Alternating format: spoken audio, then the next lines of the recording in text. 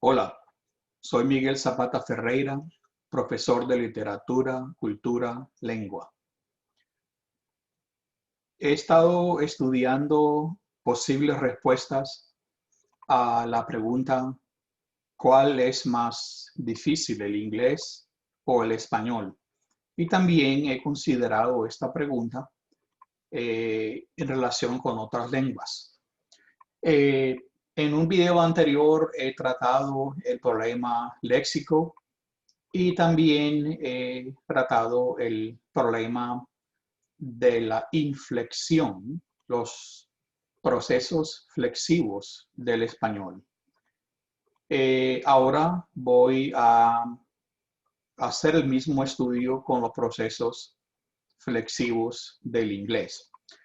Para los que no vieron mi video anterior, por supuesto, pueden buscarlo, les voy a dar el vínculo, pero les resumo muy rápidamente aquí. El español es una lengua altamente flexiva, como las lenguas romances y también como lo es el alemán. El inglés no es una lengua realmente muy flexiva. Existe muy poca flexión. Y eso es básicamente lo que voy a tratar ahora. Si vamos a responder la pregunta de si una lengua es más difícil que otra, mirando al número de palabras, y esto también es un resumen de mi video anterior, vimos que el español tiene casi 1.400.000 palabras distintas. El inglés tiene un poco menos, y también les di esta estadística. El inglés tiene más o menos 1.022.000 palabras. Sin embargo, este es una labor no tan fácil, no lo tomemos a la ligera. Si vamos a contar las palabras de un diccionario, vamos a quitar los sustantivos propios, bien, vamos a quitar las palabras en otros idiomas, bien. Y si hacemos eso, tenemos más o menos 775.000 palabras distintas en español. Ahora bien, y me he concentrado en esta parte, las conjugaciones del español, que son bastante complejas. Al quitar esas conjugaciones, también nos quedaría aproximadamente 85.000 palabras distintas. Y el inglés tiene entonces más palabras distintas, aproximadamente 171.476 palabras distintas, considerando un número útil. Este es otro problema. Las palabras se van poniendo viejas, las llamamos arcaísmos, y cómo vamos a determinar qué palabras colocamos, qué palabras quitamos, con qué frecuencia se utilizan. Son tareas difíciles del lingüista, del lexicógrafo, y que no debemos tomar a la ligera. Así que si en la superficie parece como que el español tuviese más palabras que el inglés, en realidad no es cierto si consideramos este último criterio de las palabras distintas habiendo quitado los procesos de inflexión, etc. Bien, también resumiendo el video anterior, dije que un verbo y en español son más o menos 11.400. Tiene entre 55 y 65 formas distintas en su conjugación. Bien, y ahora entro al campo del inglés. Un verbo en inglés, vamos a llamarlo un verbo regular, tiene un total de 5 formas distintas, formas flexivas. Es decir, que el total de formas distintas de un verbo del inglés es ya inferior al número de formas flexivas de uno solo de los tiempos del español. Así que obviamente el inglés es una lengua muy sencilla, hasta primitiva, si lo decimos en un contexto no negativo, en comparación con el español. Aquí tenemos, por ejemplo, el infinitivo de un verbo como to walk, la tercera persona del presente, walks, el participio presente, walking, el pasado, como este verbo es regular, walked, y ese pasado es idéntico al participio pasado, walked. Y si el verbo es irregular, pues va a tener también un participio pasado distinto, como to go, gone, to write, written. Así que de todas maneras tenemos un máximo de 5 formas verbales distintas posibles en el inglés, mientras que ya dije 55 a 65 formas distintas para cada verbo en el español. O las otras lenguas romances también, por supuesto. Ahora bien, si continuamos el estudio comparativo del español y el inglés desde el punto de vista de las conjugaciones, me pregunto yo si en realidad tiene sentido hablar de conjugación cuando uno se refiere al inglés. Por supuesto que los textos de gramática inglesa utilizan el concepto conjugación, lo definen de esa manera, obviamente, y van a encontrar pues, toda la literatura existente en cuanto a la conjugación del inglés. Yo me pregunto si de verdad tiene mucho sentido hablar de conjugaciones en el inglés.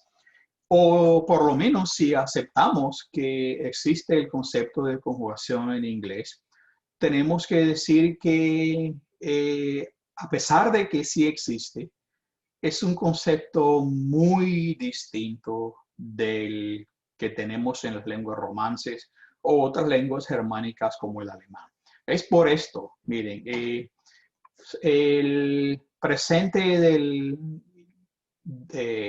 indicativo, digámoslo así en inglés, pues es básicamente igual al infinitivo, pero en las formas interrogativas o negativas, el que hace el auxiliar realmente no es el verbo, no es el que hace el trabajo, no es realmente el verbo, sino el auxiliar. Por ejemplo, does he study? Aquí vemos que el verbo estudiar está en infinitivo y el auxiliar, to do, es el que está haciendo el trabajo. Eso pasa con las formas interrogativas en el presente. En el pasado, la misma cosa. El auxiliar es el que hace todo el trabajo del verbo. We didn't go. We didn't go. Aquí tenemos otra vez el verbo to go en infinitivo y haciendo el trabajo nuevamente el verbo auxiliar. Es decir, que si nosotros pudiésemos entrar en el cerebro de una persona cuya lengua materna es el inglés, encontraríamos algo así como que una pregunta, does he study? Es algo así como presente pregunta, el estudiar. En el pasado, we did not go. Nosotros, pasado, negativo, ir.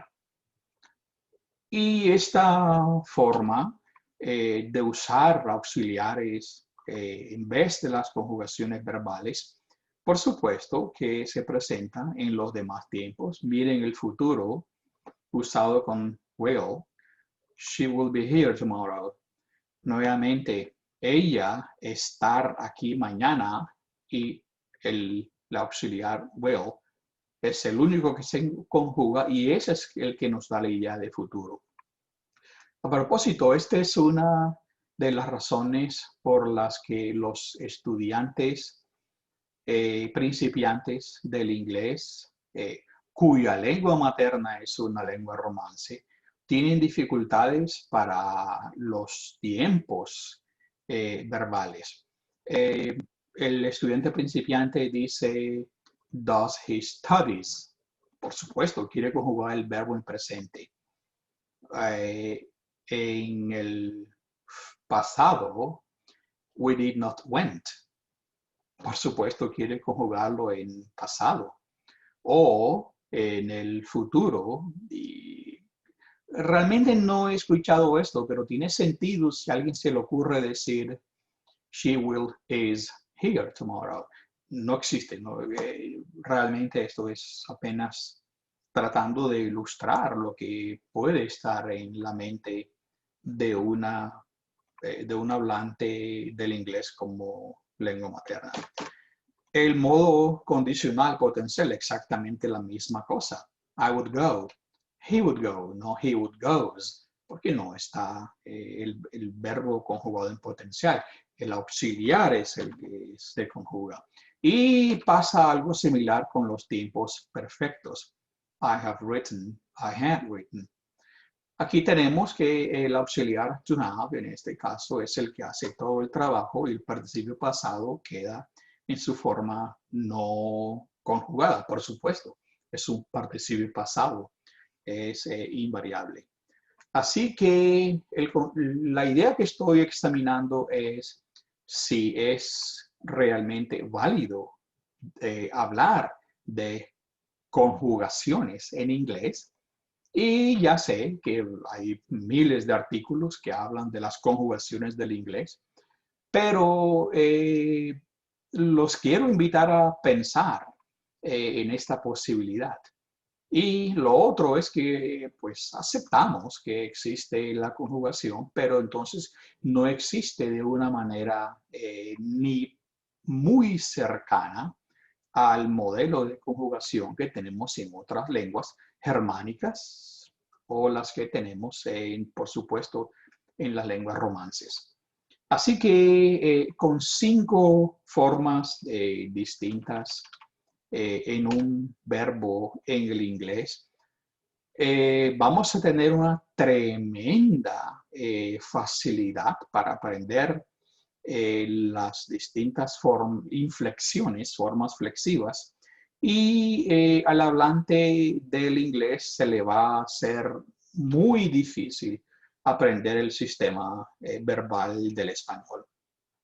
Ahora bien, vayamos a otro problema de flexión, y este es el de los adjetivos, sustantivos, etcétera, artículos. Pues los adjetivos son invariables. No es necesario siquiera explicar eso.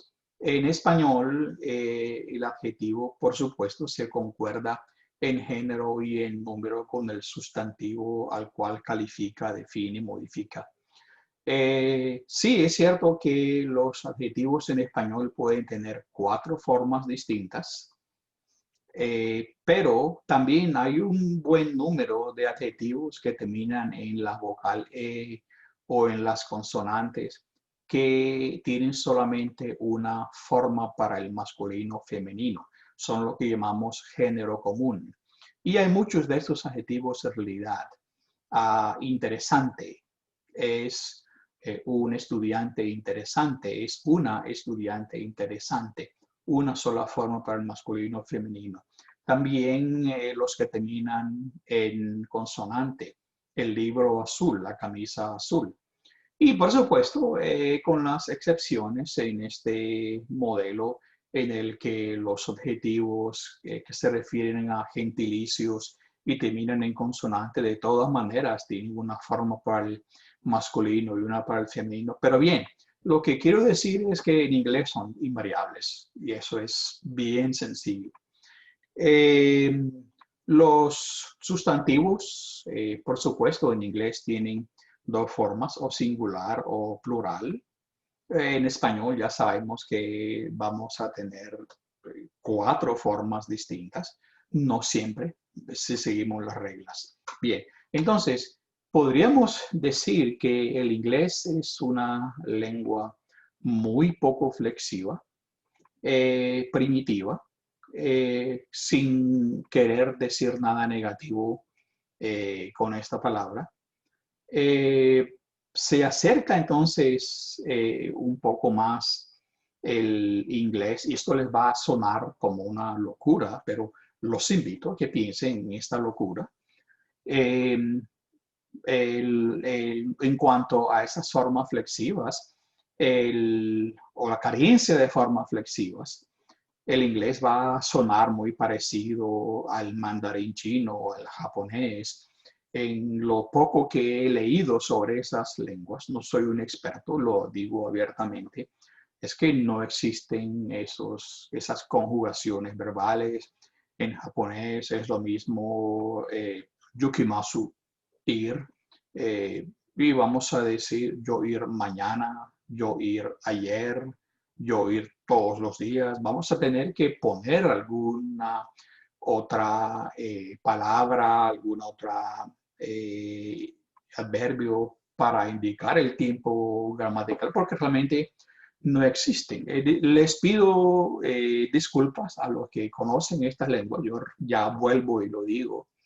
Solamente he leído sobre ellas, no las conozco bien, pero los invito a que piensen entonces en el inglés, en una lengua, como una lengua en la que este sistema flexivo es realmente muy reducido, y esta es una característica esencial de inglés.